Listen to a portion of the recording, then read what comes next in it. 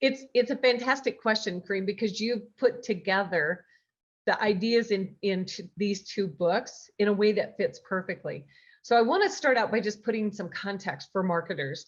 And that's that 90% of innovation happens outside of traditional product development and R&D. So if we look at it in that perspective, and 75% of investment in innovation happens outside of those same groups. So if we look at it in that way, there's this huge opportunity for innovation throughout the business in ways that we don't either recognize or have awareness about, or to some degree kind of want to admit, because when you have this ability, but you don't take advantage of it, then you don't have to take responsibility for it.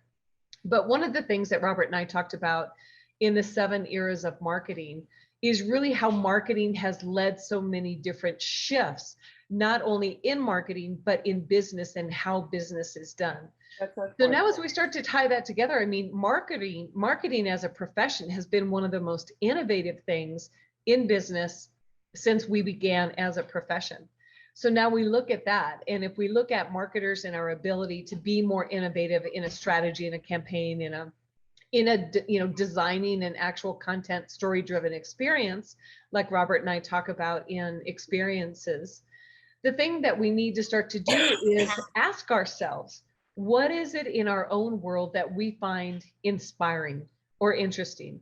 And in Rethink Innovation, I tell the story of a marketer, Tim Washer, whose background is in stand-up comedy. And he was also a writer for Amy Poehler on Weekend Update on Saturday Night Live. He was a writer for Conan O'Brien.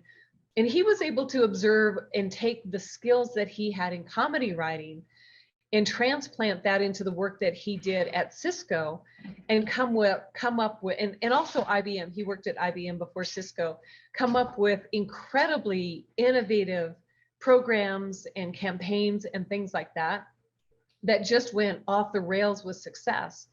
And that's the same kind of thing with anyone who's marketing technology. And to your point, the map that Scott Brinker does every year, I think there's more technologies now just in Europe than there was in total on his roadmap in 2016. So we see this huge growth and this huge competition. So the thing is, believe it or not, the people we market to are people too, and have interests and, like to be thought of as real people. So the more we can bring into our work as marketers, things that inspire us, the more we're going to be able to stand out and connect with our customers and build those relationships.